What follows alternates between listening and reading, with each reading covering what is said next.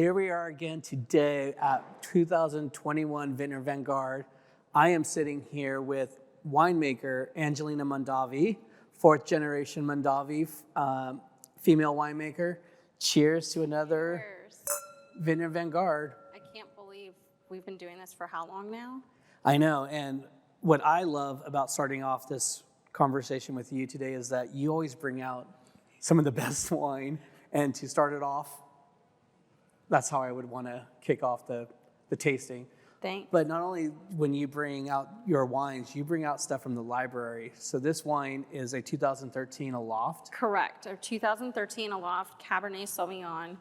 It's 100% Cabernet Sauvignon, but my sisters and I really learned a long while back with our family history of Charles Krug that, not many people actually hold on to their libraries and have that ability to really hold on to those library wines. So we always try to hold back at least 10 to 15 cases of each vintage.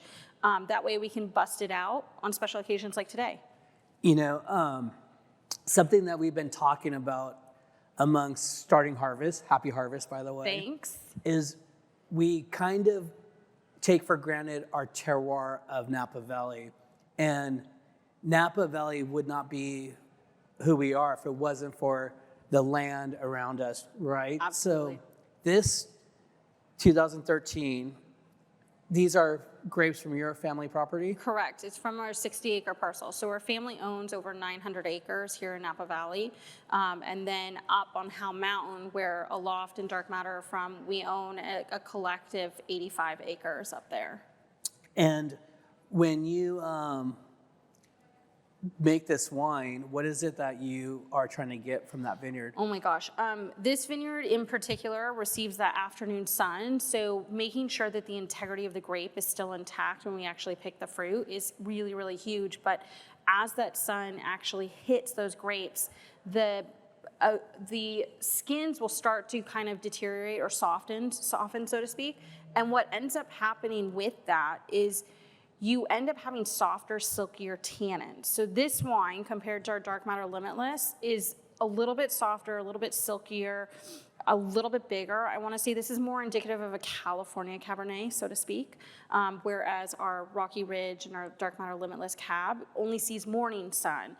They're only 1.5 miles apart from each other, not even.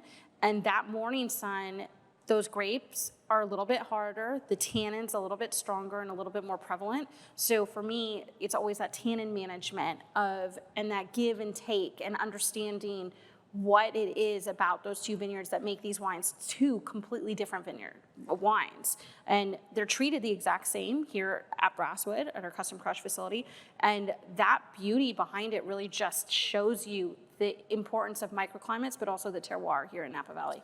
Well, selfishly, what I'm going to do today is I'm going to ask each one of you what type of soil your grapes are coming from, because I can then have a quick education on the different soils out there. So this wine, is it chalk, clay, granite, gravel, limestone, or sand, loam, silt, volcanic? Yeah, it's volcanic and clay, a little bit of clay, but not a lot. But then it also has the volcanic, clay, and a little bit of the loam. Okay, please take note of that so I can remember that by the end of the day. Volcanic, loam. I get to remember it too. Volcanic, loam, and I already forgot, clay. Clay. Okay. A smidge of clay. And Howell Mountain, so volcanic, yeah, loam. it's predominantly that loam and then that volcanic. So it has up on the hillsides, it has that better drainage. So you're really getting these concentrations, and it's one of the reasons why our tannins are so big up there is because of that concentration of those berries, because the berries are much smaller than they are on the valley floor. Think about it. All the water runs downhill. So when you have that up above and you have that rockiness and from that volcanic soil, it really allows for those berries to have that one-on-one ratio of skin to juice ratio, and that's something that's really unique. From day one, I've always have gravitated to drinking Howell Mountain wines, and I didn't even know why, but the more and more I learn about what the difference between valley floor fruit and mountain fruit, I like the concentrated, the big, the ripe, Definitely. ripe Cabernet Sauvignon. Well, and How Mountain's known for having the big, blown-out tannin. So as a winemaker, it's always my challenge of making sure that I'm making a wine that when we release it, it's ready to be released, and our customers don't store it away in their cellar. We want them to drink it right away. But these wines also lend to ageability. So all these wines that from How Mountain, you can usually store at least 10 to 25 years, no problem. So you are out there with your sisters, Rihanna and Alicia, Yes. pouring your wines. What, for the people that are out there right now, what are they drinking? They're drinking, we have our 2013 Aloft Cabernet, and then we have our pre-release of our 2016 Dark Matter Zin. This will be our 16th harvest this year, which is totally crazy that I've been doing it that long. And then we're also tasting our 2020 Chenin Blanc, which is the newest to our portfolio, sourcing from 77-year-old vines here in Napa Valley that our grandfather, Peter Mondavi Sr., actually used to source from back in the 50s and the 60s, vineyard. the exact same vineyard. Back then, we've tried to look for everything. It was all handshake deal back then. So there was actually no contract because that's how the country works back here. And then over the years, obviously things have changed. And we're just really fortunate to be able to source from that 2.5 acres for the Chenin Blanc. And then last but not least, our Dark Matter Limitless Cabernet. The Cabernet. So something that was pretty cool that you told me the other day was when you were going through your grandfather's papers, your dad and yourself found? Yeah. Why don't you tell them what you guys found? Back in the day, back in the 40s, we actually found old invoices for buying and purchasing Napa Valley grapes, specifically Cabernet Sauvignon. And I was blown away because the price per ton was $37 per ton. Yes, $37 per ton. per ton. In 2021, the average price is probably 12. I mean, 10 to 12 for premium. Yep. And I've seen it as high as $75,000 a ton. And in the 40s, you guys were selling your grapes for $32 a ton. Yeah, it's That's insane. pretty incredible. But to have that history too is pretty kind of cool. But it took a lot of going through my grandfather's, all of his memoirs and everything that he has in there, and all of his notes to actually find that piece of document. Paper. I was like, I have to screenshot it and take a photo of it and actually blow it up and print it and then do what it's like in 2021 because it couldn't be further apart. I almost about died. Oh my goodness. So we're drinking the 13 Aloft. How do you describe your wine? This wine always shows a lot of blueberry. So the blueberry, the black fruit, really blackberry, boysenberry, almost a mixed berry pie because it has that beautiful creaminess as well. And I just absolutely love it. And then the tannins and the acid backbone is really prevalent and really kind of comes through. And then you add the tannin to that. And then the tannin adds this coating all over your mouth that I'm just like in love with. I mean, I could drink this wine every day if I could afford it from myself. Yes. It's a nice wine to start the afternoon with at noon. I know you've got a few of these to go through. I don't ever know how to fake it. Like, I'm always going to, I should like pour it out or like not drink it, but I will go through 1, 2, 3, 4. You're going to be going through a lot. Oh man. And I still have an He's cute. event tonight. Oh yeah, I'll be at it too. Yeah, celebrating the Boys and Girls Club St. Helena Calistoga event. And so yeah, that's right. You're at the event tonight. So Not we'll see you harvesting there. today, so Yeah. I couldn't get out of it. Back to back. Wow, this is delicious. And it just keeps opening up. So if you could tell the people, what is your favorite thing about the Vintners Vanguard? Oh my gosh. What I really love about the Vintners Vanguard is you don't often come across a tasting platform where you actually get to taste wines from different regions here in Napa Valley. You know, we have the St. Helena Appellation, and we have the Yountville and the Oakville and Rutherford Dust and, all these different societies that we actually have here in Napa Valley. So to be able to actually taste wines from different regions, whether it be Sonoma or Napa Valley, I think that that's really actually kind of cool. But you also get to find some winemakers that you may not actually know about because they're so little. And they make such small amounts of these wines that you really get your hands on some really amazing gems. Yeah, it's really exciting. When I was talking to your sister, Rihanna, and she was looking around, she's like, I haven't tried a couple of these wines. I'm looking forward to going out there. And not only are we tasting with the consumers, but for you guys to taste each other's wines is really cool too. It's awesome. Because we are all making wine from the same region, if you will. Yep. And all different styles. Yeah, just different appellations.